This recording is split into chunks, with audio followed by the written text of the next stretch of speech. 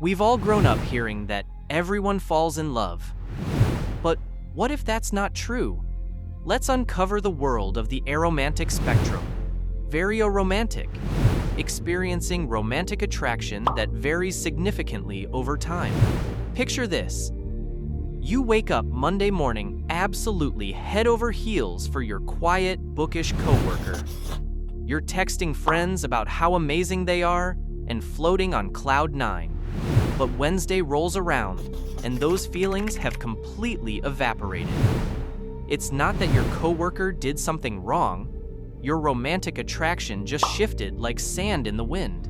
If you're varioromantic, your romantic feelings are about as predictable as spring weather. One day, you might feel intense attraction towards someone with dark hair and a quiet personality, and the next week, you're completely drawn to someone outgoing with blonde hair and a totally opposite vibe. Think of it like being at a buffet where your taste preferences change every visit.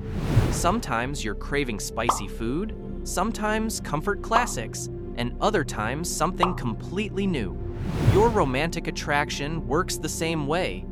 It shifts based on factors that even you can't predict. This doesn't mean you're confused or indecisive. Your feelings are completely real and valid in the moment you experience them. Demiromantic, experiencing romantic attraction only after forming a close emotional bond. For the past 3 months, you've been texting this person you met online. You share memes, laugh at inside jokes, and literally fall asleep on video calls together. But here's the thing. There's been zero romantic tension. You're just two people having an amazing time as friends. Then you finally meet in person, and bam! Suddenly, you're hit with butterflies you've never felt before. Being demiromantic is like needing the friendship appetizer before you can even think about the romance main course. You don't experience romantic attraction until you've built a solid emotional foundation with someone first. Love at first sight? Not in your vocabulary. For you, it's more like love at the 1000th sight. Think of it as having a security system on your heart.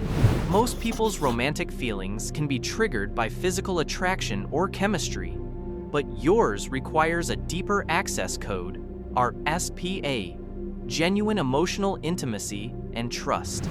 You might start as friends, study buddies, or coworkers, but romance is completely off the table until you feel truly connected. Lithromantic, experiencing romantic attraction but not wanting it reciprocated. Imagine being a spectator at a football game, Raz play. You're cheering from the stands, feeling all the excitement and adrenaline, but you never actually want to be on the field yourself. That's exactly what being lithromantic feels like, except instead of sports, we're talking about romance. If you're lithromantic, you absolutely do experience romantic attraction. You might daydream about someone, get butterflies when they text you, or spend hours thinking about how amazing they are. But here's the plot twist. You don't want those feelings returned, and you definitely don't want to act on them. The thrill for you is in the feeling itself, not the follow-through. It's like enjoying a beautiful sunset. You can appreciate its beauty without needing to possess it. Your romantic fantasies are perfectly satisfying when they stay exactly where they are, in your head. What's really interesting is that if someone you're attracted to actually starts showing interest back, that attraction usually vanishes faster than free pizza at a college dorm. You're basically the ultimate look but don't touch of the romance world. Quoromantic, being uncertain about romantic attraction or unable to distinguish it from other types of attraction. You're sitting with friends at lunch when someone asks, "So who's your crush?" And you're just sitting there like a deer in headlights, wondering what the hell a crush even means. To you, romance feels as confusing as trying to read a tax form written in ancient hieroglyphics. Welcome to being quoromantic, also known as what the romantic, which honestly feels way more accurate. Being quoromantic means you either don't experience romantic attraction at all, Or you find it nearly impossible to tell the difference between romantic and platonic feelings. When people talk about butterflies and sparks and "you'll just know when you're in love," you're probably fighting the urge to pull your hair out because you genuinely have no idea what they're talking about. It's like everyone else got a handbook on romance that you never received. They're all speaking this romantic language fluently, while you're still trying to figure out if what you're feeling is friendship, admiration, or something else entirely. Romance might as well be an inside joke that you weren't around to hear the setup for. Recipromantic, experiencing romantic attraction only after knowing the other person is attracted to them first. You know that awkward dance when two people are both waiting for the other person to make the first move? Well, if you're recipromantic, you've basically turned that into an art form. You only start feeling romantic attraction towards someone after they've already expressed interest in you first. It's like having a "you go first" policy when it comes to matters of the heart. Think of your romantic feelings like a car engine that won't start until someone else turns the key. Until someone sparks things by showing their attraction to you, your romantic engine just isn't going to rev up. But once you know there's mutual interest, your feelings might start catching up, sometimes quickly, sometimes gradually. It's not that you're playing hard to get or being coy. This is genuinely how your romantic attraction works. You need that initial confirmation that someone likes you before your brain even considers them as a romantic possibility. It's like needing a green light before you can proceed through an intersection. In relationships, this back and forth validation becomes really important to you. You might seek regular reassurance from your partner, not because you're insecure, but because knowing their interest is mutual is what keeps your romantic feelings engaged. Cupioromantic, not experiencing romantic attraction, but desiring a romantic relationship. You're at the movies watching the latest romantic comedy, and the main characters are doing all those classic couple things: picnics in the park, dancing under the stars, sharing inside jokes over coffee. You're watching this thinking, "Wow, that looks amazing. I want to do all of that." But here's the twist. You want to do those romantic activities without actually feeling romantic attraction toward anyone. If you're cupioromantic, you're like someone who loves the idea of going on a road trip but doesn't really care about having a specific destination. The vibe of romance appeals to you.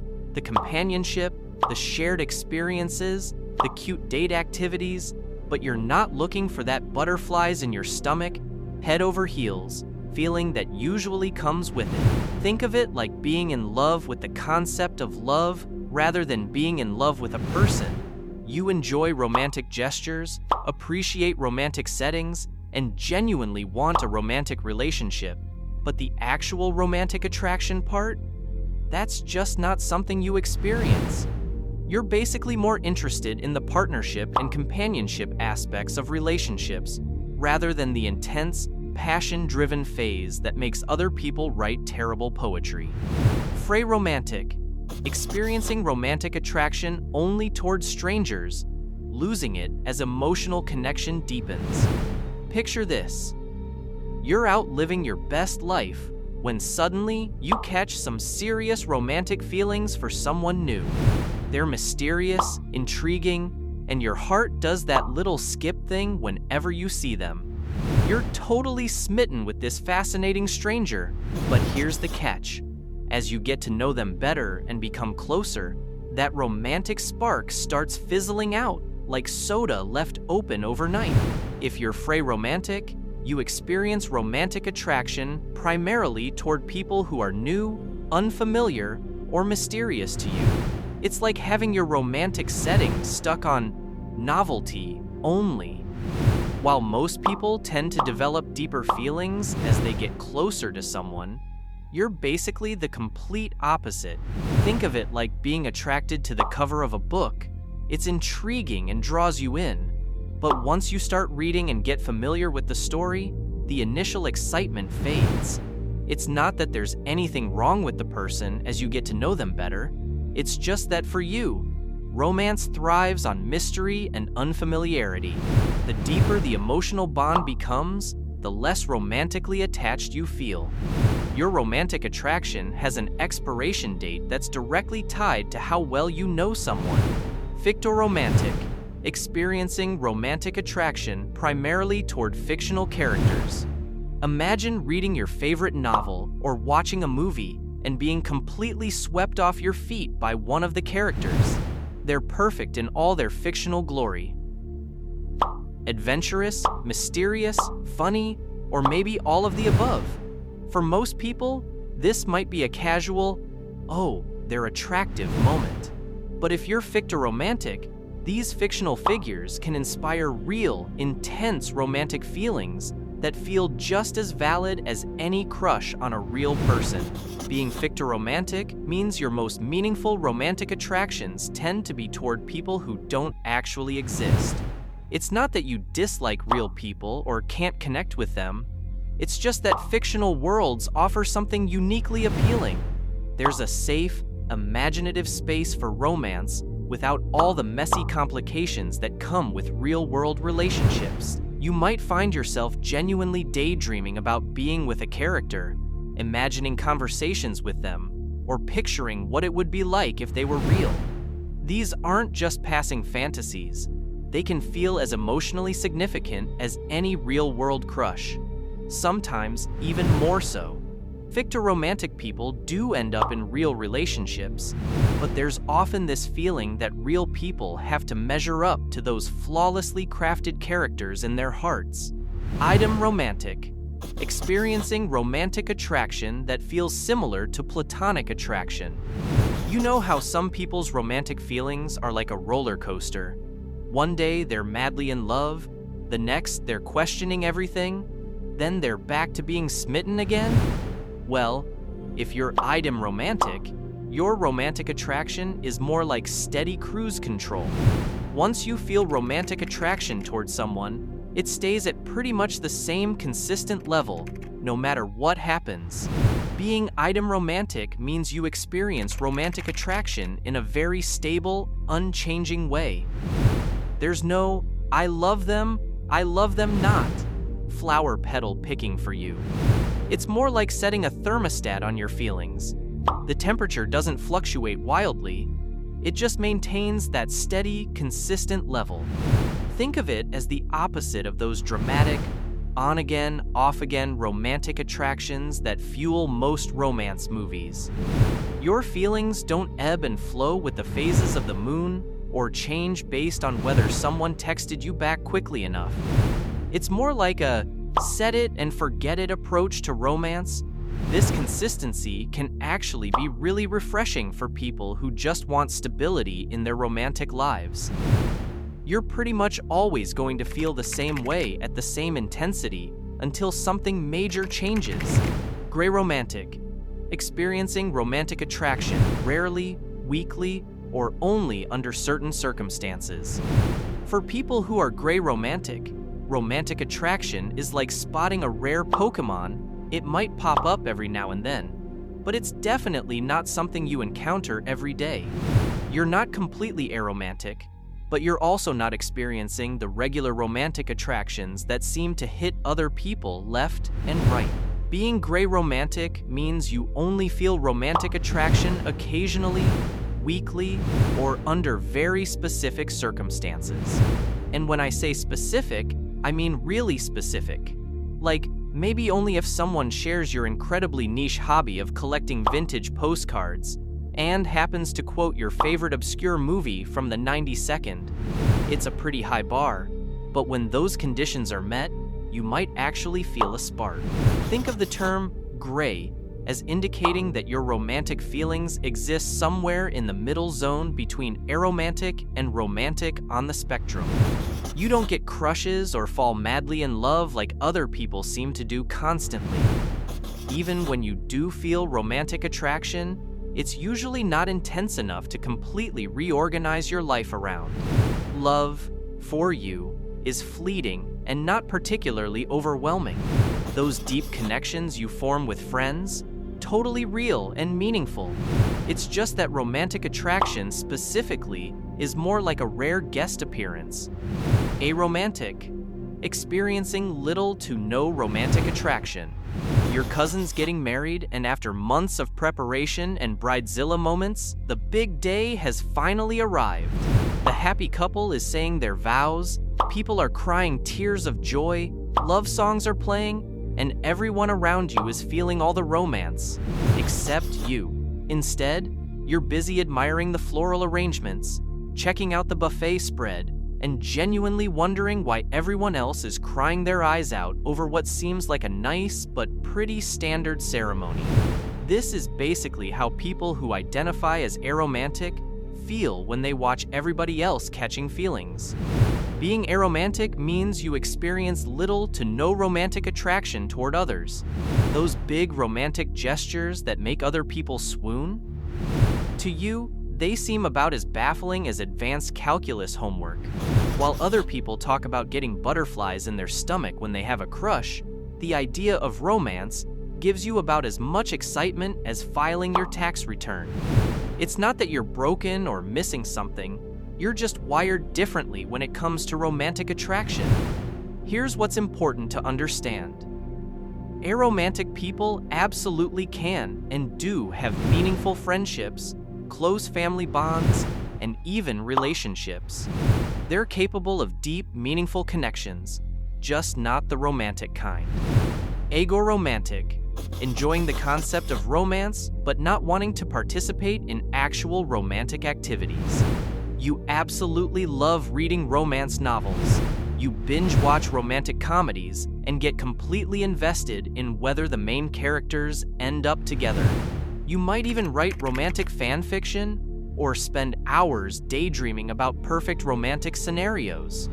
But here's the thing, you enjoy all of this from a safe distance, like watching a beautiful fireworks show from your bedroom window, rather than standing in the crowd getting hit by sparks.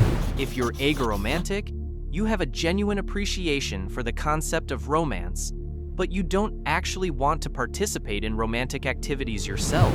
It's like being a food critic who loves reading about elaborate meals and watching cooking shows, but has no desire to actually eat the fancy dishes. Think of it as being romantically interested in romance itself, but not in having romance directed at you personally. You might create romantic content, consume romantic media, or even give amazing relationship advice to your friends, all while preferring to keep your own life romance-free. This can be confusing for people around you because you clearly understand romance and might even seem really into it. You're like a museum curator of romance. You can appreciate the artistry and help others enjoy it, but you're perfectly content experiencing it from behind the glass. Aeroflux, experiencing romantic attraction that shifts along the aromantic spectrum. Imagine your romantic attraction is like a dimmer switch that someone else is constantly adjusting without asking your permission. One month, you might feel completely aromantic, experiencing zero romantic attraction and being perfectly content with that. Then, suddenly, you're hit with intense romantic feelings that feel totally foreign to your usual experience. A few weeks later, you're back to feeling nothing romantically, wondering if those feelings were even real. If you're aeroflux, your romantic attraction shifts and changes along the aromantic spectrum over time. It's not just about having different crushes.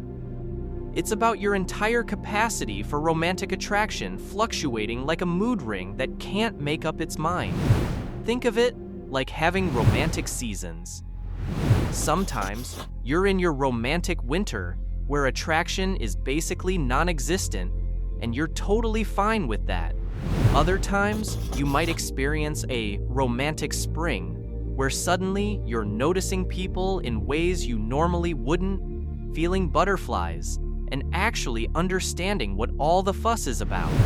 The tricky part about being aeroflux is that you never quite know which version of yourself you're going to wake up as. It's like your romantic attraction operates on its own mysterious schedule, and you're just along for the ride.